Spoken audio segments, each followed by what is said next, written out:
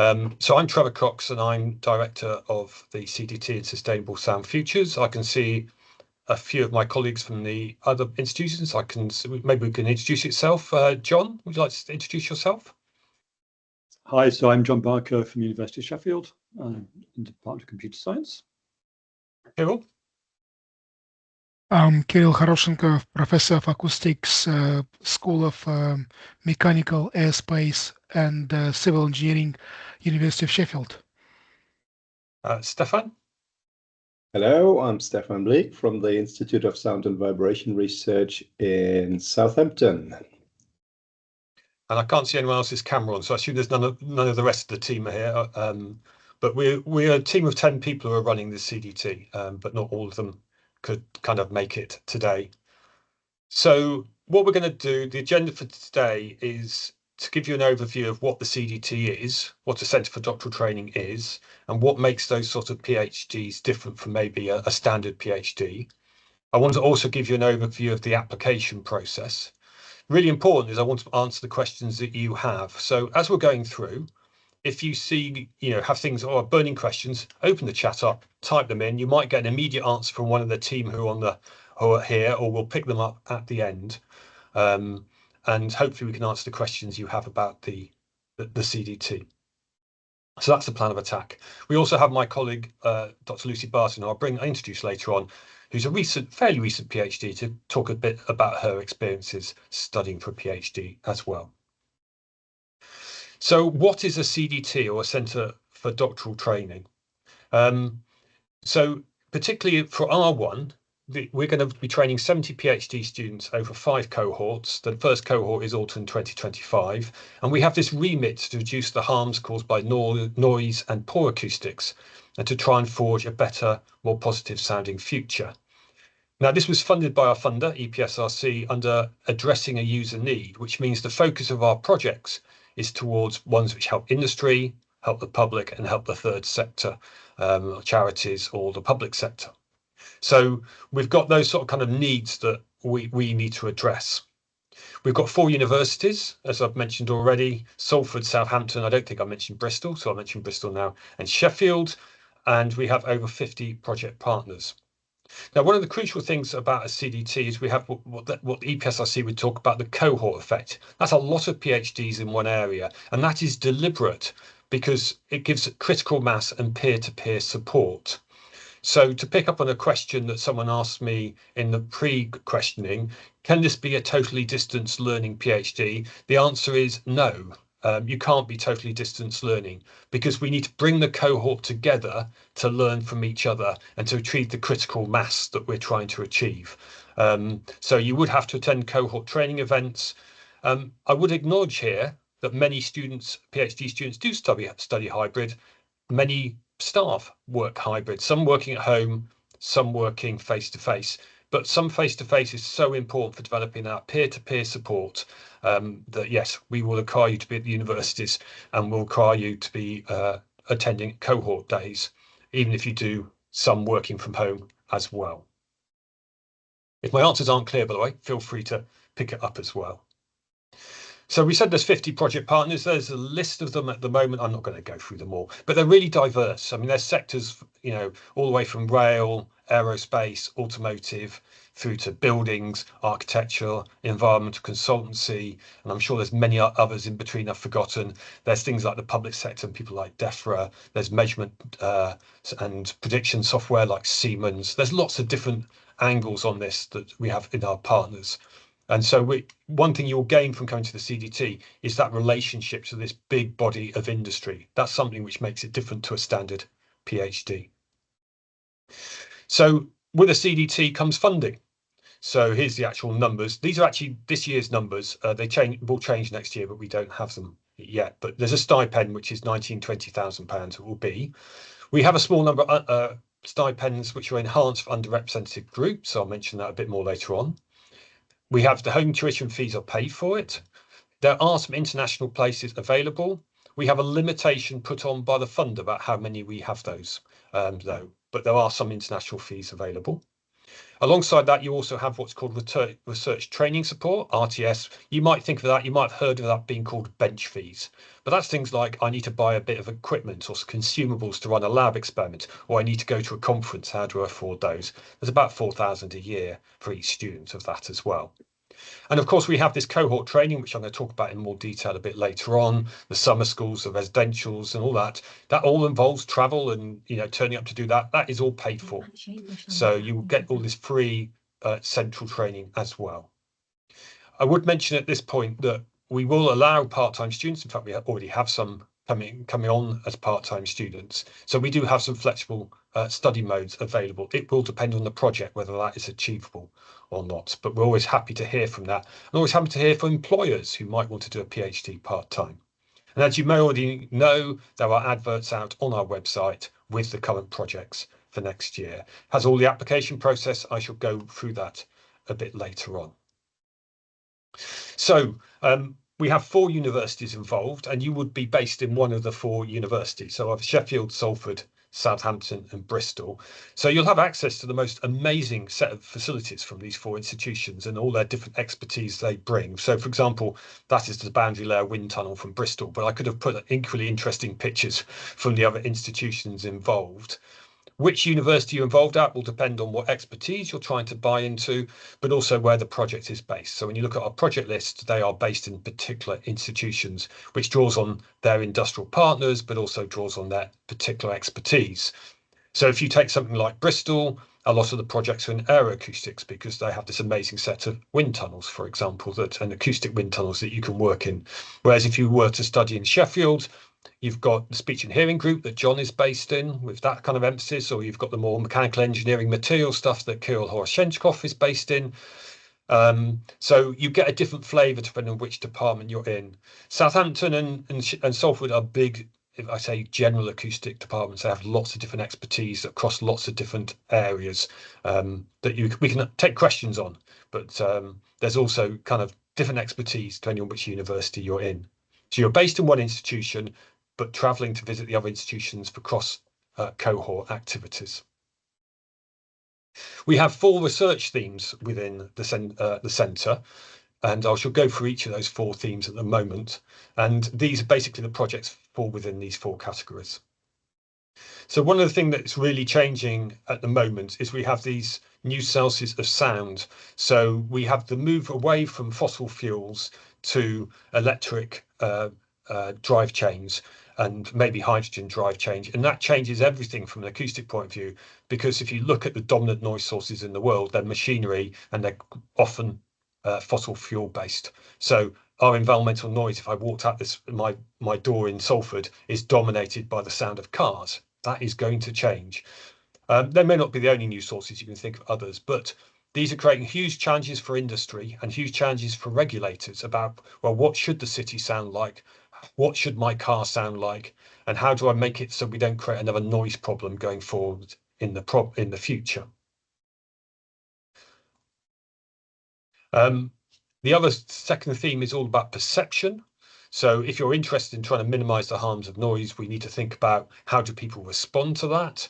And so you might think of noise pollution, which causes things like cardiovascular disease, harms learning of pupils in schools and other things as well, may cause mental health. That's a kind of up for debate. So that's an important theme.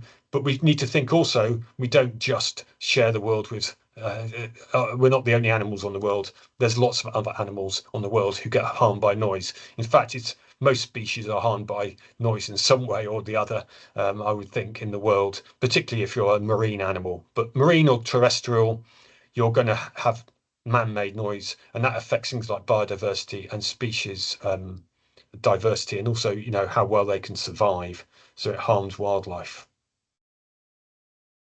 The third theme is about machine learning, which is now absolutely the dominant process used in signal processing at the moment in terms of how we actually deal with things, but it's expanding into many more areas in things like modeling perception, physics-informed neural networks, how do you do measurements and sensors. So there's a huge kind of range of techniques that are developing in machine learning. Your research may involve that, but may not. but there's quite a lot of machine learning, and that's why it's one of the key sort of features of our projects, or some of our projects going forward. And the final one is positive use of sound. Although our headline is about dealing with noise, the sound is very important for other reasons. So whether that's a calming natural environment, which helps to de-stress you, or whether that's trying to improve the speech intelligibility in public address systems or on hearing aids, we use sound as communication. I'm talking to you now. So positive use of sound is really important theme as well. And this is kind of like thinking again about perception, but also you've got the sort of kind of using sound as a tool for diagnosis. So that could be, for example, monitoring pipelines for leaks and things like that. So the sound is also used in sort of kind of a scientific way as well.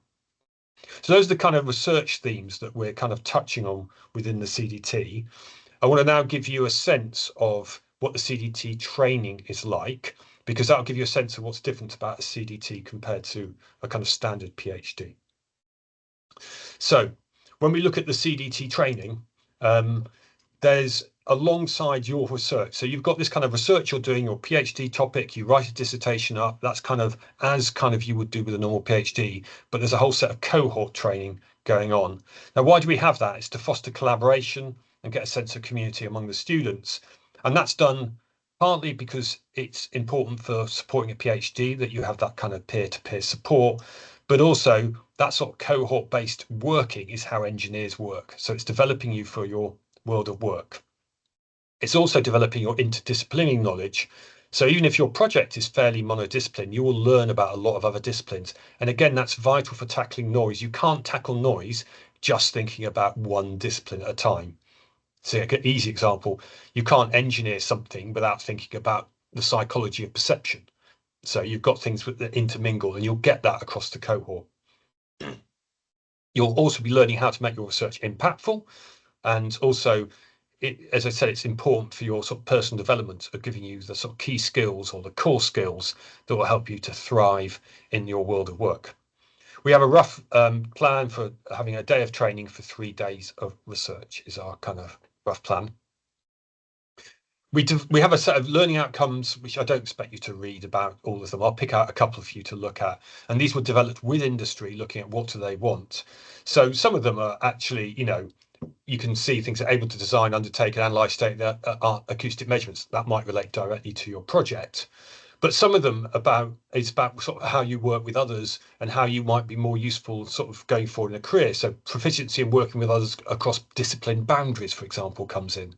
So some of these skills are about things you might learn for your PhD, but some of them are also a broader set of skills that you need to be a great employee going forward and make impact in the work that you do. So the sort of kind of, when we talk about cohort training, what we're talking about there is things like group project work. A sandpit is where you get people together to work together on a single project or single problem. We might have technical and skills development done. So, for example, we might all go down to Southampton to their audiology clinic and learn about what cochlear implants are and how they are used and how people are affected by them, and draw on the expertise of Southampton in that area. So it's about fostering collaboration and getting a sense of community.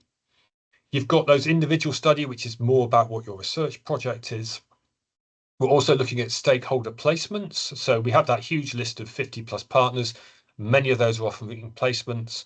So again, some PhDs have placements, but they're slightly rarer, but we would definitely be encouraging you to go on the placement, and that would help you broaden your skills and make your research more applicable. Or it might be you go into a placement in something aligned to your PhD, and that helps kind of broaden what you're trying to do. And we'll also have online activities like journal clubs and seminar series and other stuff to help develop your skills. So this is a sort of rough diagram we put in the bid of what the plan is. So the pink thing here is your individual study. So this is all your PhD. Any PhD has typical progression points, you can see there. And there might be a placement. And then alongside this, you have the cohort training. It looks bigger, but actually, as I said, it's 3 to 1. So the yellow bit should be a bit smaller, really. But you can see residentials and topic days and conferences, summer schools, which are going on. And we also have 2 modules that we'll be running. So they're M-level modules, one of which will be a bespoke module that we will develop, or we are developing, which will help bring you up to speed about acoustics who come from a different background. The other one is a module you'll pick in the institution that you're working in. So it might be, let's say you're working, I'll pick John, for example, in machine learning on something to do with speech and hearing. He may have some particular module that he thinks would be great out of his M level already that you would study and sit in on as a way of sort of increasing your skills. So that's kind of gives you a sense, I hope, with the training.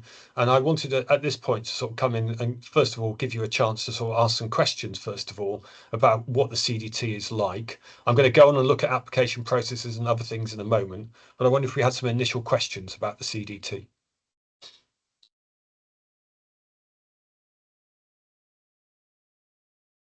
Feel free to type them in chat, or you could put your hand up and you could unmute.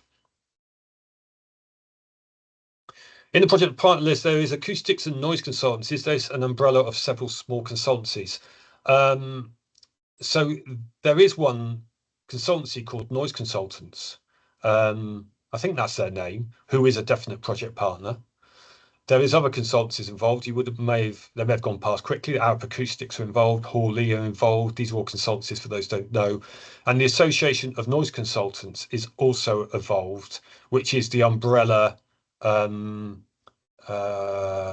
industrial, I can't remember the term now, but an umbrella of companies who work in that area, the Association of Noise Consultants, and also the Institute of Acoustics is involved as well, who's the professional body, which obviously has lots of consultancies involved.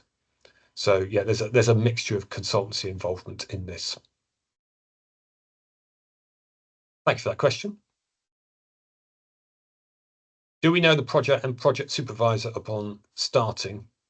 In terms of projects, you will go through the application process in a moment, but you will apply in one or two ways. One way is you apply and you pick projects off the list. So if you go on our website, I'll show you in a moment, there is a project list, and that has a project supervisor which is named next to it. So if you look at the project description, it says title, supervisors, and it gives you a short description. So if you apply that way, yes, you will know your project and project supervisor immediately. The other way of applying is you can apply with your own idea, but again, we would expect you to name the supervisor. So everyone is turning up with a project and a project supervisor kind of identified to start with. What I would say on this is that you do see projects evolving during the PhD. So what you see in the project description at this stage and any project proposal you put in is a starting point, and they often morph and develop as the project kind of develops. That's not an unusual thing to happen. Thank you for that, George. Are student travel costs funded for the CDT activities? How would you advise students to use their research grants? So yes, we have a budget to fund people to go to the CDT training events. So that's part of when I said on top of the fee, stipend, RTS, there's the central funding that pays for all that kind of stuff. So your travel and subsistence is covered. How would you advise students to use their research grant? Well, it depends on the project a bit in that. So they're RTS funding. So some people will be doing measurements, and therefore they'll have a requirement for consumables around the measurements. And so they need to reserve some of that. A good example would be if Stefan was doing something, I hope you don't mind me picking on Stefan, which involved human subjects, you might often remunerate the human subjects. And so you'd want to use some of your budget to pay for those human subjects' time. That's quite a common if you're doing psychoacoustics or perceptual work. But people who aren't doing that might use their research training grant for other things. So things like conference attendance. Most institutions have ways of helping students to fund conference attendance, but you'll be able to attend more because you'll have this RTS funding. Any other thoughts from anyone else on the team on how the research grants are used? If you're doing a lot of experiments, you might need to buy some tools, which might not already be available, and tape and glue and things like that. It soon mounts up. That's Lucy. I haven't introduced Lucy. So Lucy's a postdoc at Salford. Thank you very much, Lucy. My students in the past spent quite a bit of money using analytical kit. For example, when you deal with acoustic materials, you need to take scanning electron microscope pictures. So, for instance, and the universities charge for that separately. It's not expensive, but it piles up. Yeah, Salford, that's really expensive. So they should come to Sheffield then if it's not expensive there. Well, it's been okay, but I don't know. We'll see. There's also the placement. So depending on where that is, there may be costs associated with the placements as well, depending if it's local or not. Thank you for that. Yeah, feel free, team, to chip in. I just feel I'm doing all the talking, and I'm happy to do it. So online relevant degrees in mathematics, engineering, architecture, etc. As I studied sound design, is this viewed as an equivalent relevant degree? It would depend a bit on what project you're taking and what skills that you have. I'm happy for you to kind of email separately to have a longer conversation, but you need basically, if you think about dealing with the harms of noise, these could range from projects which look very much like psychology all the way to things that will look like theoretical physics and in things in between. And so it is sometimes possible to adjust the project to fit the skills of the student. So probably it's based on the question of look at the project list, identifying the ones you think is relevant and talking to the supervisors. So they all had supervisors. You could email them and say, I was interested in a project on the CDT. This is my background. What do you think? And they might say, yes, this could be adapted to your skill set. They might say, sorry, it's not quite right. So that's what I would advise doing there. Will there be any postdoc positions involving around these projects and cohort trainings? There isn't. If you mean, is there postdoc employment on the CDT? The answer is no. Do you mean, will there be an output from people from the CDT to work as postdocs? The answer is yes. I mean, Kirill can probably tell me how many research grants there are in the UK involving acoustics, but it's very large, isn't it? It's a large sum of money. It's about 200 live grants from UCRI, UK Research Innovation, and they include European Union grants, some of them. So the value of them is close to £200 million. So, and these 4 universities, they basically capture big stake in that, about quarter of these grants. So so I think what I'd say there is that if you're asking about postdoc positions going forward after the PhD, there's definitely lots of them in acoustics that you could apply for. And currently we do sometimes struggle to fill them. So we know there's a shortage of STEM graduates in the UK.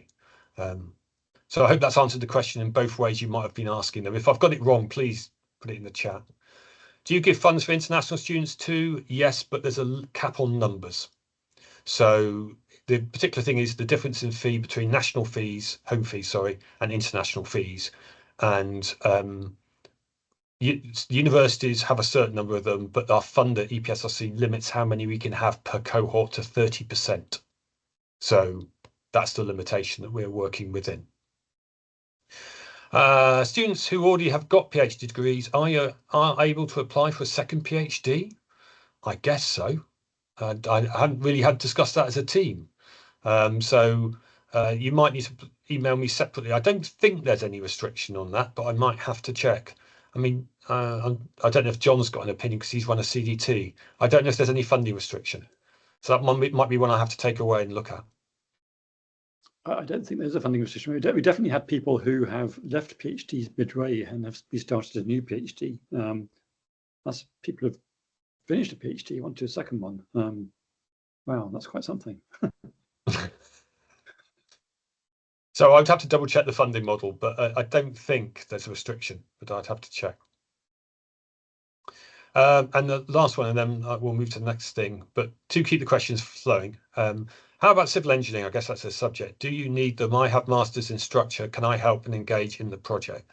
So yes, I think if you looked at people who work in acoustics, you'd have people who come from physics, engineering, electrical engineering, mechanical engineering, civil, structurals, psychology, audiology, architecture. Am I missing anything? Huge diversity, maths, huge diversity of subjects end up working in acoustics in one way or the other. So definitely, if you've done an engineering degree like structural engineering, you would have some of the skills necessary to work in this, but there'll be quite a bit of adaptation because you're dealing with dynamics rather than statics in a sense. But if you've shown yourself to get a good engineering degree and you're capable and willing to adapt, then yeah. And particularly in that area in structure-borne sound, there's a vibroacoustics project funded by Farratt at Salford. And I think, if I remember right, there's a vibroacoustics project in Southampton, the details of which escape me because I didn't write the details. So there are them as well. Andreas, students that are part of research groups within our own universities will be able to get support from host groups also, ? Definitely. So as well as getting the support across the cohort, I think learning from the cohort that you are around and with is really important. That's the reason I said distance learning. No, you need to come into the university some of the time to build those kind of links. And I think that sort of kind of peer support is really important to succeeding at a PhD. So yeah, definitely. And you'll find there's all sorts of mechanisms to help you engage with the cohort around you. I can only really talk about Salford here, but there's sort of activities put on for all PGRs across the university. But we also have lots of things going on within our group. We have a PGR group which goes off and does something like go and visit the Bridgewater Hall or go out for a meal together. So there's lots of that kind of informal support goes on as well. I'm sure there is at the other institutions. I just don't know off the top of my head what they are. I don't know if anyone else wants to comment on how they get their cohorts collaborating locally.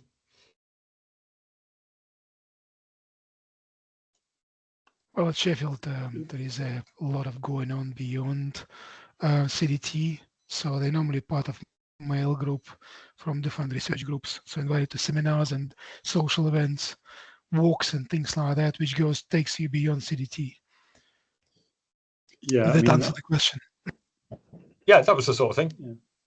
Yeah, and just to add to that, like at the CDT we have at the moment, all our CDT students are also kind of embedded in a research group. So they kind of get the best of both worlds. They have collaborations within the CDT. They also have kind of collaborations within the research group. So things like research group Christmas parties, for example.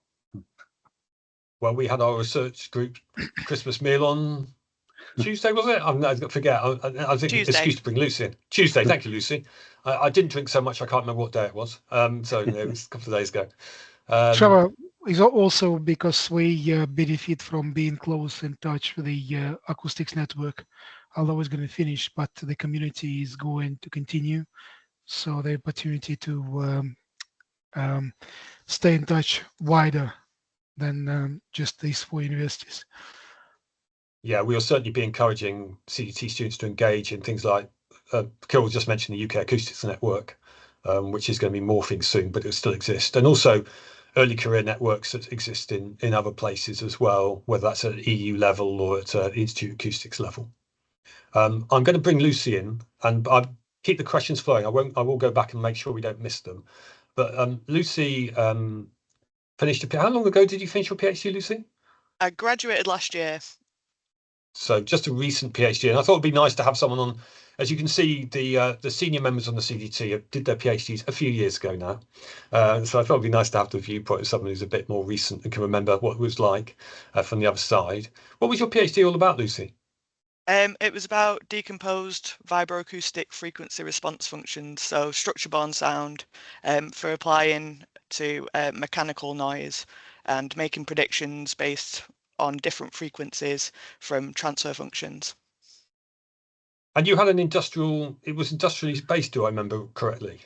Yeah, it was industrially sponsored. So it was a 4-year iCase PhD, and for that I did 3 months placement with the sponsor company, and the rest was at Salford. So what do you think? What did you gain from having the industry involved, and was there any difficulties in that? Things people need to watch out for. I think I had an extremely good industrial sponsor. My professor was very good and always there to answer questions. One thing I would say is that when we started off, like you said, you start off with an idea that is probably going to change at some point. So I think it's good to be aware of that when you first begin and not be a bit shocked if it turns into something else a few months down the line. So we started off with quite a few different ideas, which were then whittled down to a single idea. And so I think it's also good that good to make sure that the academic side of your supervisors are completely in tune with the industrial supervisors and make sure that they both know that what you're working on at one time, so that there's no confusion over that. And I've heard from someone else that I asked that sometimes working with their industrial sponsor, like trying to book in doing testing with them, can be quite difficult. So I think it's good to be aware that you need to schedule things quite carefully, and there might be a bit of following up with people regularly about making sure you can be there when you want to be. Okay. And what one features of PhD, which is different to anything else I guess I can think of, is you're focusing on this one essentially quite narrow and deep topic for so long. How did you cope with that? What was that? How did you find that? What advice might you give to applicants? I think making sure that you've got a good schedule, like keeping a diary of everything you've done, making sure you know what you need to do each week. Managing your time effectively is very important, and also you're going to have times where you feel like you actually haven't done anything, but you have been doing stuff, and sometimes you will need to balance whether you're doing emails for a few hours because you can't think about maths for a couple of hours, and then do your difficult stuff first thing in the morning if that's when you work best, or save it till later in the day if that's when you're most focused. And I think it can also help to have some intermediate points. I mean, you've got these assessment points, and they differ across the university. But let's say at the end of year 1 and year 2, which is what they are roughly at Salford. But also going out to conferences. So you've got I'm presuming you did conferences, Lucy, as you went through, Yeah. and that's useful staging points, aren't they, to sort of bring your thinking together? Yeah. And we've mentioned a little bit about peer support. I mean, how important do you think that is to sort of kind of your success as a PhD student?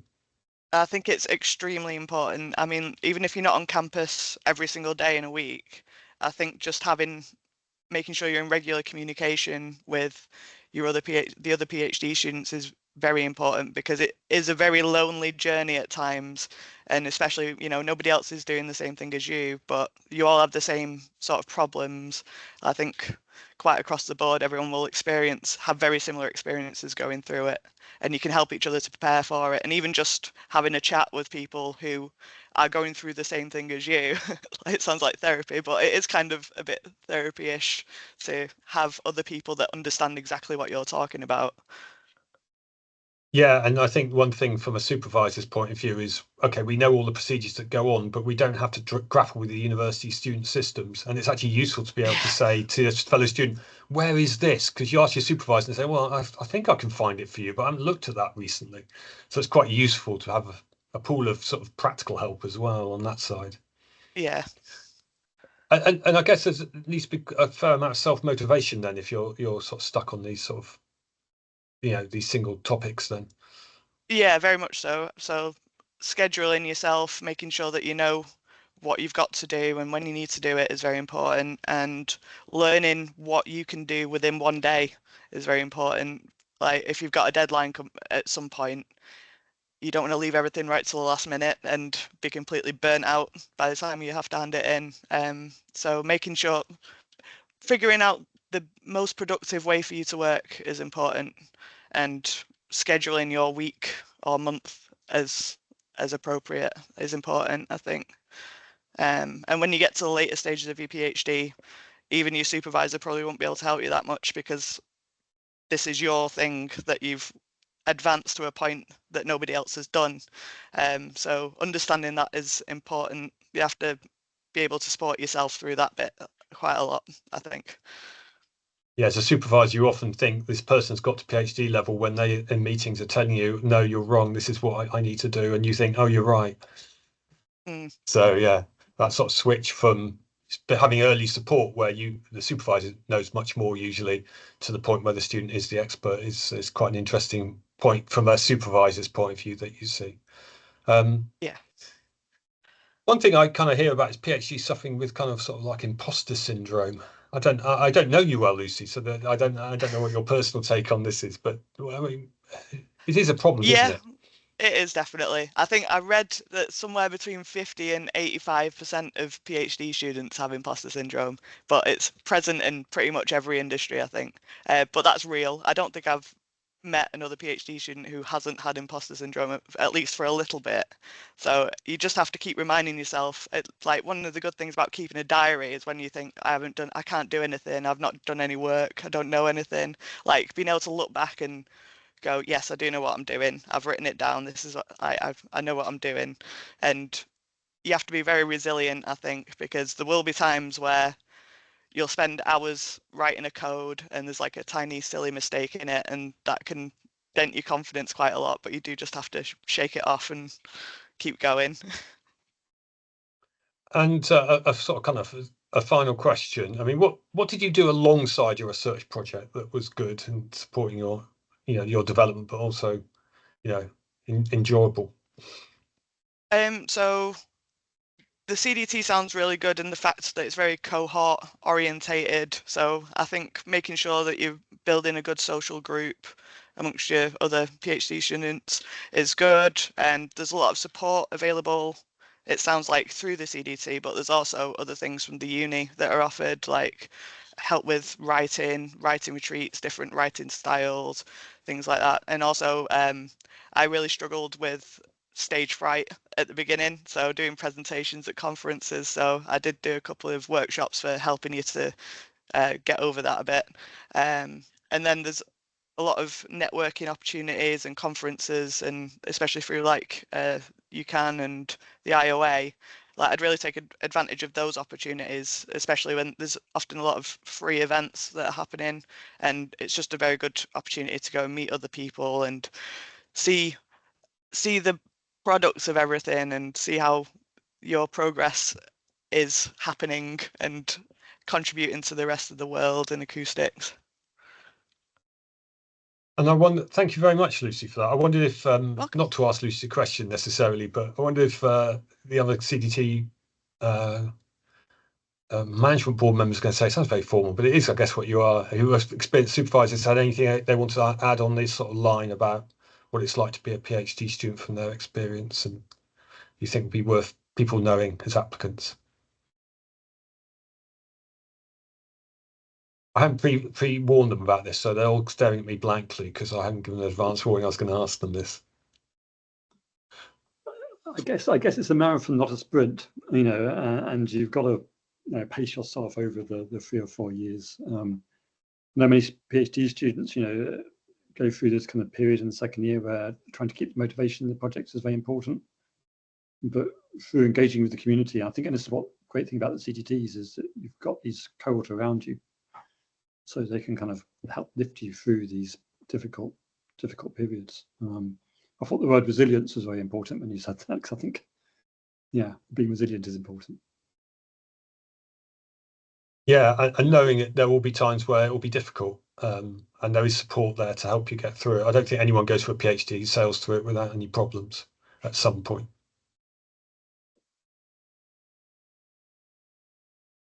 Okay. Yeah, I think even people that have had a relatively, or from my point of view, an extremely smooth sailing PhD has still really struggled at certain points, and especially like when you're writing up and stuff, it is really important to make sure that you're accessing the support that's around you, especially from your peers.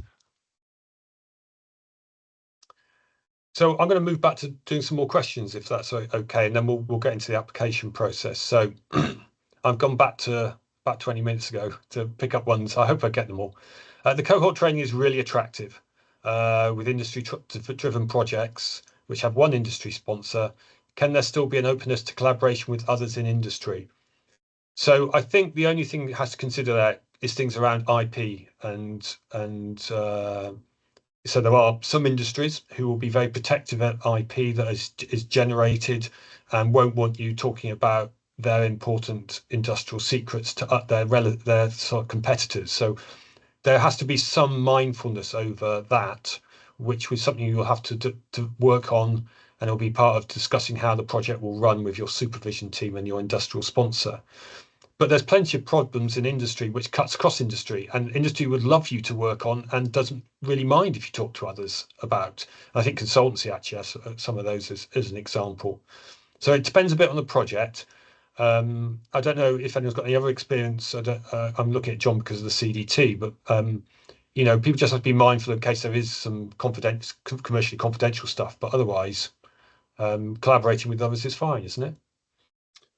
I think so. I mean, I've got students sponsored by hearing aid companies. You know, they go to workshops and talk about their work. You know, I mean, as long as, you know, I think in these situations, you just have to be very clear and careful with your communications to your sponsor. So, for example, publications have to be kind of, you know, passed through your sponsor first. So they can see that everything is okay to publish.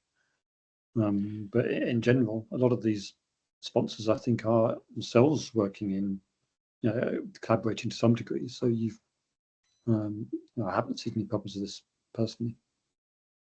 Kirill, did you want to comment? No, it's not been a problem with me, as a matter of fact. So you normally define a framework within which you operate if you're sponsored by a company.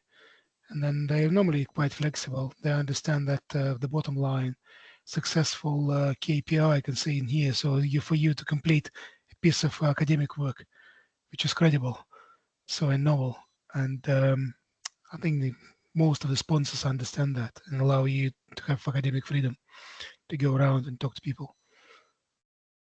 As a matter of fact, for them, it's a bit of an encouragement to set up contacts with others. But it doesn't mean actually I'm sure there's some precedents where it may be less flexible, but I haven't come across them. I'm not going to name them, but there are companies who are much more protective of IP than others. Yeah. But I won't publicly name them. I'm going to skip over the widening participation question because I could come to that, and if I don't answer it, Davin, in the next section, please say so. In terms of, so does every selected international student get the international funding for the tuition fee? If we offer you a place in an international student, you will have the funding to cover the full tuition fee for international students. It is not allowed for other funding sources to pay for that. So you'll get, if you've got an offer in the CDT, it will include the fee that you acquire.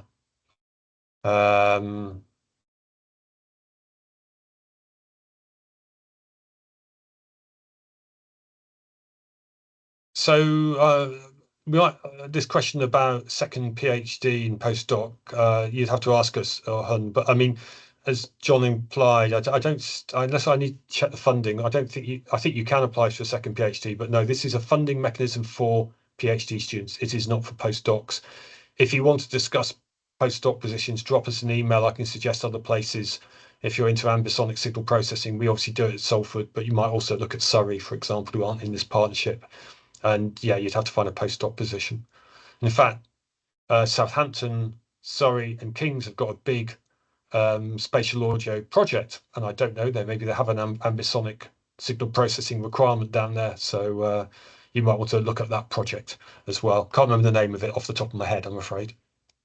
How many people? I think John's answered that, someone's answered that. And the facility one, I saw essentially we're really open for people. If you have to have a facility, let's say you're based in Sheffield with John and you want to come and use our anechoic chamber at Salford, yes, that will be no problem. We just have to be mindful about whether there's space to get through the chambers and if there's a direct cost. So some facilities are very expensive to use, but we will be trying our best to facilitate people working across the institutions where possible, when things don't get in the way. But I mean, I can't remember what the cost per day of a wind tunnel usage is, but it's a lot of money. So there may sometimes be fee issues, but we'll try our best to work around those. What trajectory do you think the acoustics audio noise industry, particularly for research roles, is heading in? Do you see university postdoc opportunities expanding or becoming rarer? So Kirill alluded to the fact there's a lot of research projects funded, which is what most postdocs work on. So there's a lot in acoustics. I think it's gradually growing a bit, if I remember. The number is going up rather than down at the moment. Is that correct? Yeah, Kirill's nodding at me.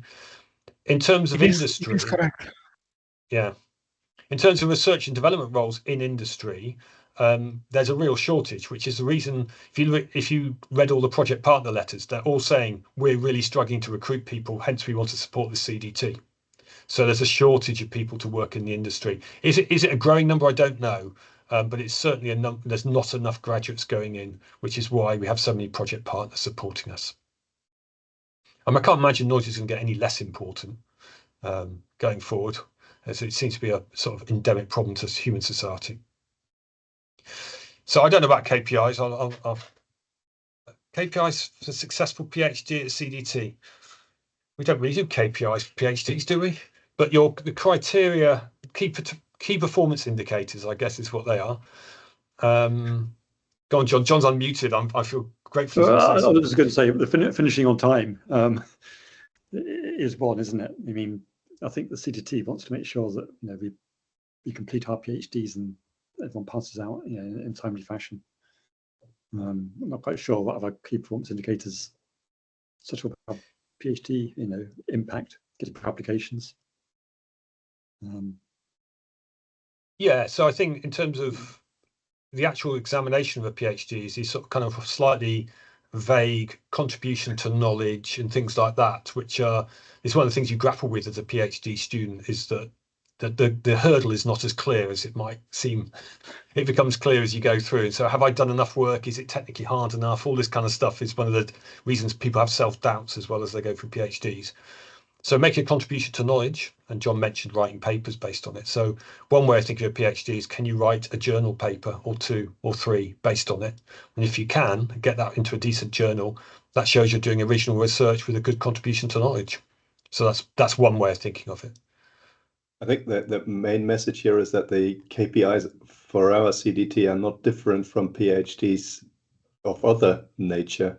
What we're describing here just describes what a good and solid PhD should be like. The CDT just helps to achieve that better than a normal PhD because we have more training. Yeah, it's a good point. You're actually registering as a PhD student at each institution.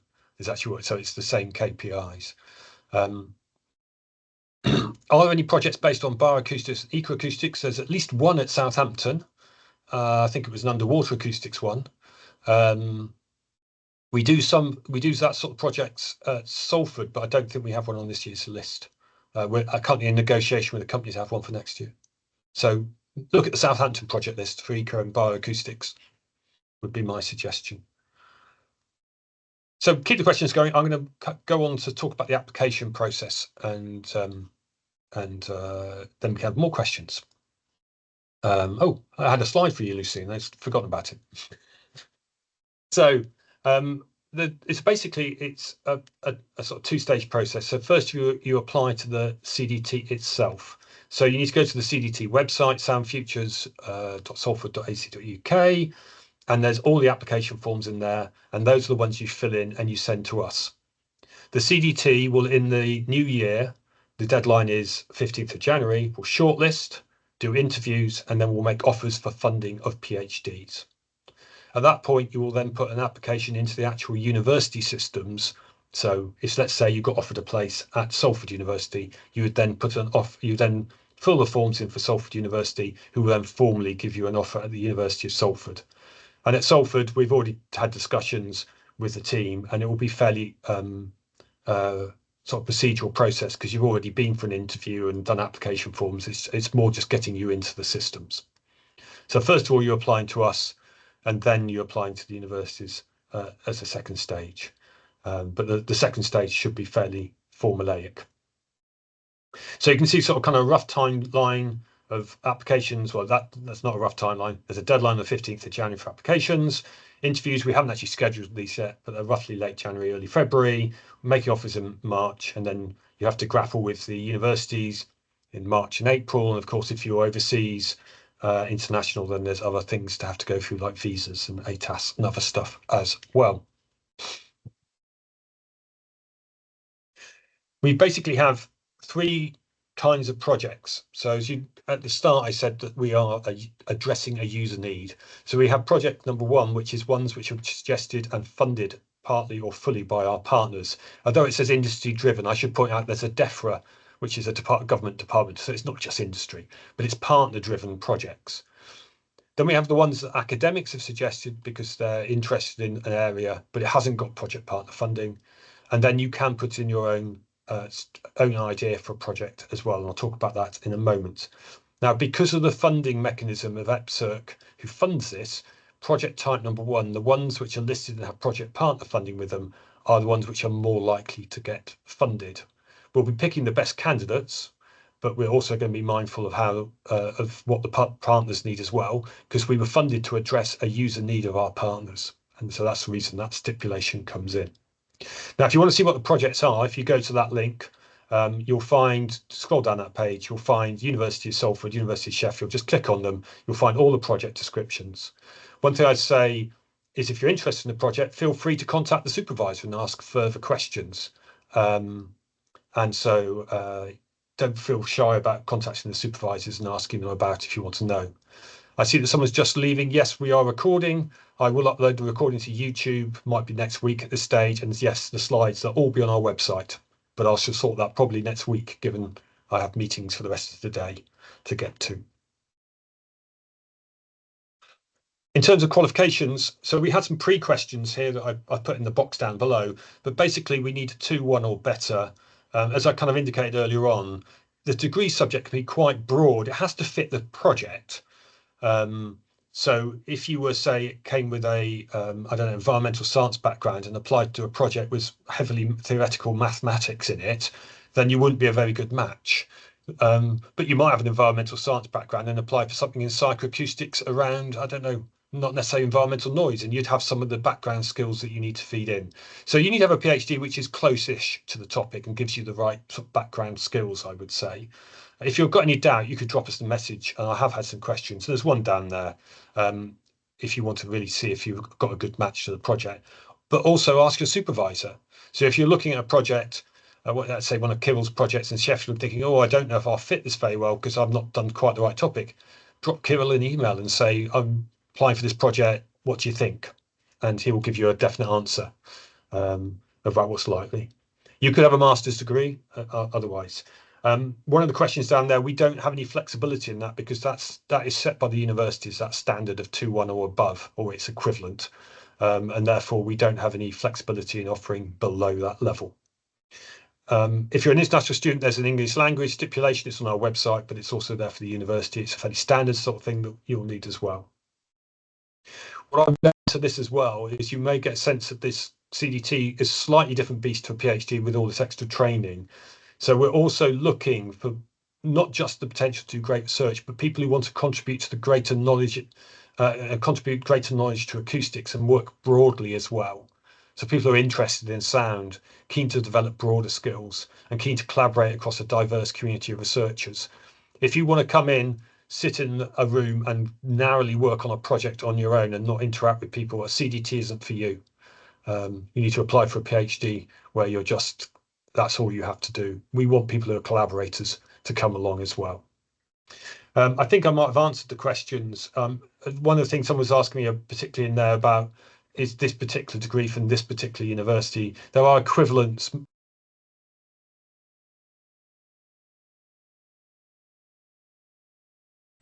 Question wants to send me a message. I'll give you an email when I've got an answer to that. The other question is, can we start straight from a degree? Yes. Lots of PhD students in acoustics come from a degree. Some come from a master's level. I think it varies. I don't know the split, but certainly if you've got a good degree, you don't need to have done a master's to apply for a CDT. So that was some of the questions we had beforehand. I was asked about widening participation or supporting underrepresented groups. So if you look at acoustics research, it has got a diversity issue in some respects, and one of which is gender diversity. So 4 out of 5 professionals in acoustics are male, and so we're keen to support people who come from groups which aren't well represented. And what we mean by support is, we mean by, in this case, is kind of give them some mentoring so they are clear that they can make a good application, and also giving them an interview as long as they're up to a certain standard. So our two criteria essentially for this widening participation are basically gender, and the second one is around some widening participation criteria, which you can see listed there. They're fairly standard criteria universities use. Things like first generation student, does your home postcode indicate that you come from an area which doesn't send many people to university, that kind of thing. So there's our list there. And so if you meet one of those criteria and you want some mentoring support, there's a link to a form now on our website. Fill that in and I will find you a mentor. And what a mentor does, will basically have a conversation with you, give you some feedback on your application, and sort of reveal some of the hidden curriculum you might not know about when applying for PhD. Say you're the first in the family to have applied for a PhD, so you don't kind of know what are the key things to get across. And just to let you know that there are some enhanced stipends available. So for 2 to 6, which is about the widening participation, we have some EPSRC widening participation enhanced stipends. And for criteria 1 to 6, I would mention that Farad, who has a project at Salford, has got a very generous enhanced stipend from an underrepresented group as well that is available. If you're interested in that, look at the Salford project list. When you get an offer, when you fill in the forms and you'll see these questions appear in the form, if you're eligible for it, then we will make a decision about how to allocate them. We have a limited number per year, so I don't know. We haven't decided if we have too many yet, what we'll do, whether we'll do a ballot or something with it. We haven't actually kind of bottomed that out yet, to be honest, about what we will do, but they're available. But the support for getting a good application is definitely there as well. What I would say, if you're outside these groups and you've got questions, feel free still to ask questions. Don't feel shy about kind of coming forward and saying, as I said, you know, if you want to run Kirill's projects and you're unsure about your degree, drop him an email and just ask his advice. There's 3 forms to fill out on the website. The EDI form is anonymous and it's optional, and all the questions in it are optional. I would really ask you to fill them out because we have to look at this equality, diversity and inclusion as part of our funding. So I'd encourage you to fill it out, but that is not one we're making any judgment on. It's gathered anonymously. We don't know who's filling these in, and it has no part in making a selection.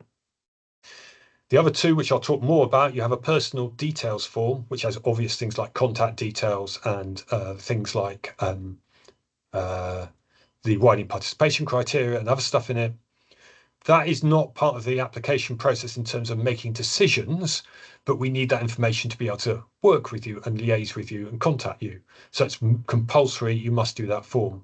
And in that form, you'll see there's an ID number we ask you to make. So it's a random digit, we give you a tool to make one, and also want your email address. And that's important because we need to be able to match that personal detail form to the project application form. So please make sure you fill out that part. And then there's a project application form, which is actually what we make the selection from. And again, you must complete this and make sure you have the ID on there, make sure you have your email address again, so we can match the 2 forms together. And that's the form that we use to do all the shortlisting, doing the interviews, and that's what the academics see when they're sitting on a panel making decisions about whether to offer you a place or not, is that 3rd form. I was asked about, I think we've really covered this a little bit already, but if you're choosing a particular project, will it change afterwards, I guess? I mean, in this particular case, it was one that there were 2 possible topics under the same industrial supervisor. A project, you know, if I apply for 1, could it change to number 2? That's the kind of question. I think it's kind of Lucy kind of alluded to with her project. Projects do change as they go along. So what I would see when you apply is that description is a starting point and it can morph during the PhD. The important thing is you need to kind of agree that any change between yourself, your supervisor and your industrial sponsor. But if you've got any doubts about a particular project, I would email the supervisor named, and by the supervisor I mean the university supervisor named in the project list, to get more information if you're unclear at all. So if you go to the application, there's the actual web page. You'll see there's guidance. So there's actually all the links across to Microsoft Forms, but you'll actually see guidance about what you want to include in each part. So I wanted just to sort of kind of talk about this kind of thing. So in terms of the project proposal application, the project selection, you have 2 ways you could apply. You can use both of them. One of which is there's a list of the actual projects and you actually go, I want to do this, this, this, and this project, and tick them off. And then if you do that, then we're expecting you to write some other things about what's your sort of personal motivation and why you want to do the project as well. And so we're asking you to write about your proposed research area and interests, and here's some guidance about what we're looking for in this kind of section. So we've got some guidance on this page about what it includes. So that's if you're picking a particular project. If you have your own project idea, then this guidance is slightly different because we're expecting you to write a project proposal. And that's the second page of the form. You don't have to go that way, but if you do, you have to fill this bit out. But one bit of advice here is that contact the supervisor. So you ask for the university you might want to go to and the supervisor. Talk to that supervisor about your project proposal in advance to make sure it is kind of framed the right way. We have a lot of people applying for PhDs at Salford. We have a project proposal process, and people have great ideas, but they just need sort of some tweaking. Sometimes they're over ambitious, sometimes they're too narrow, sometimes they're being done before, but a little tweak will take it into something which is actually novel. So having a conversation with the supervisor to understand whether your project proposal is going to really run would be a good idea in sort of kind of putting forward an idea for yourself. So that's got to the end of my slides. So I shall stop presenting, and we have more questions to come back on. I'm just looking down.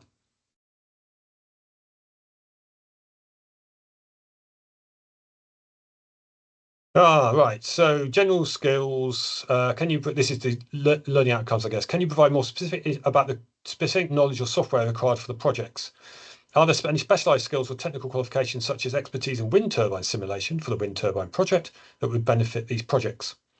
So in a sense, this is one where I would email the supervisors of those projects to find out exactly what you need. I would say it's very common for people to come in. Let's take wind turbine. Let's say you're going to use, I don't know, what would you do? CFD modeling of wind, I'm not wind turbines. CFD modeling of wind turbines. Often people starting a PhD will not have got CFD modeling experience. Let's say they've come from acoustics background. They probably haven't learned CFD, but you'd expect them to have skills in numerical methods which showed they could learn CFD. So let's take a hypothetical Salford graduate who's done our computer-aided model that has finite element, boundary element, and other sort of numerical techniques in, but not CFD. They've shown they can do numerical modeling. For their PhD, they'll have to learn the CFD part. So that's not uncommon for you to have got a basis in skills, but you'll have to learn the specific ones that are coming for that project required. I'd say it's the same for software as well. Now, you might come in and do a machine learning project. I'll pick on John here because he's on my screen, and he'll probably get you using Python and PyTorch or something like that. Maybe you've brought up using MATLAB, because I know John loves MATLAB. He's going to make him laugh. You've shown you can program, but you haven't shown, you're going to have to learn Python and get on with it because that's what machine learners do. But you've shown you've got some programming skills, and that's what you're kind of showing. Would that be a fair comment, John, or am I being unfair to you, that kind of thing? Yeah, I think absolutely. I mean, transferable skills are important, aren't they? So if you haven't got the specific skill, but you've got something which is equivalent enough, you can show you're a smart person who can learn new things. I think absolutely, I think when we look at applicants for specific projects, we'll be looking quite carefully at kind of, what their background, motivations, what their motivation is, what their kind of background and specific skills are, and how that maps into the skills needed for the project. Yeah, but if you haven't got, if you've shown you can make some measurements, but you've never done wind tunnel measurements, don't worry. You've shown you can do acoustic measurements. You'll just have to learn the specific issues around making wind tunnel measurements, for example, because the chances of you having actually used the skills needed at PhD at undergraduate level are actually quite small. Things get very narrow and technical when you get up to PhD level. You will be learning lots of new stuff. So I hope that gives you a sense. But you could ask the project if you wanted to know, but it's more about having that sort of skills that you can apply. And I think you need to think about honestly. So if you want to go into a project that let's say you've done a maths background and it's a very heavily measurement only project, you need to think about really, have I got the background, and do I want to learn to do that? So I think one of the things to think about, we talked about topics and subjects a little bit, is what do I want to spend my day doing? So a PhD that is involving measurement stuff, you might spend a lot of time in the lab. That might be something you really like, but actually maybe you prefer to sit on the computer and be doing machine learning. Maybe that's what you want to do, or maybe you want to do a mixture. So as well as thinking about topics, do think about whether a day spent at a computer for the next 6 months is your idea of fun or not. If it's not your idea of fun, a pure signal processing project may not be the most fun thing for you to pick to do. So there's kind of thinking about what you'll do on a day-to-day basis, I'd suggest as well.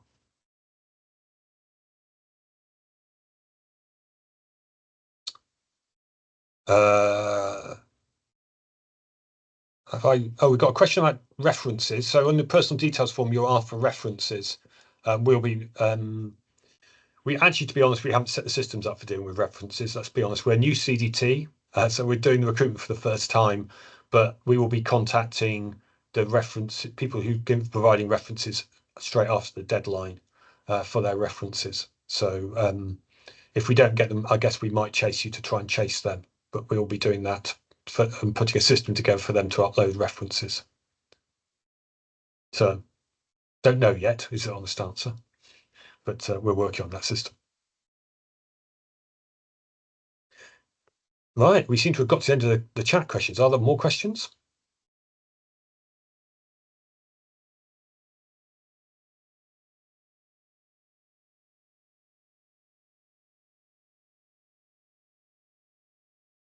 And I thank you for all the questions. I know it's kind of an odd thing to come along and ask questions to complete strangers. It's really great to have so many questions. I don't know if any of the rest of the team or Lucy wants to sort of kind of make any comments or questions or anything like that. And I haven't touched on things you think I should have said. Hopefully I've covered it. One thing that another PhD student said to me that they probably could have done with knowing when they first started is knowing exactly what's required for each of the examination points and learning good strategies for coping with going towards those. And they also said that being able to, if you're having a weekly meeting with your supervisor, but you don't feel like you've gotten anything done during that week, like don't be shy about it. Say, okay, I've really struggled with stuff this week, and ask questions and ask for help, rather than being stuck and trying to cover up that you have been struggling. Yeah, I think that's really key for supervision. It's got to be quite an open relationship. It's a kind of odd relationship in the sense you've got this sort of senior supervisor and student, but really it's really important the students really set how they're getting on, because then the supervisor can give them the best support to sort of rectify what's going on or help them. I would definitely agree. And on the assessments, they're different at different universities, so I can't sort of kind of advise you, but yeah, it's really important that you understand all these assessment and annual progress reports and all the different things the universities will require of you to do.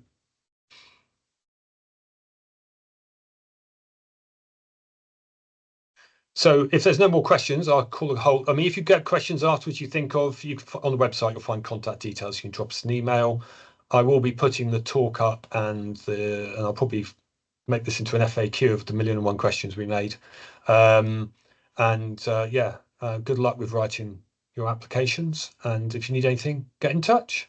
And thanks very much to the team, and big thanks to Lucy as well for dropping in. Much appreciated. No problem.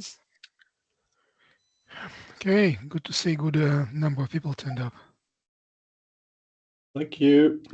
Okay, take care all. Good weekend. Sure. Bye-bye. Bye-bye. Thank you.